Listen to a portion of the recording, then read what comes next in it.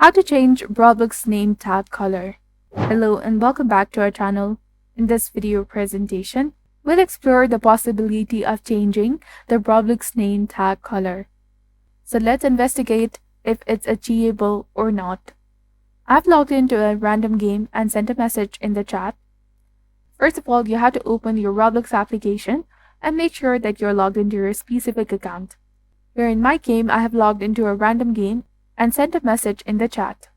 Despite sending multiple messages, my username consistently appears with a red colored tag. Upon checking the settings and clicking on the game, there seems to be no option to alter the chat name color. Even within the Roblox player settings, there is no feature to modify the name tag color.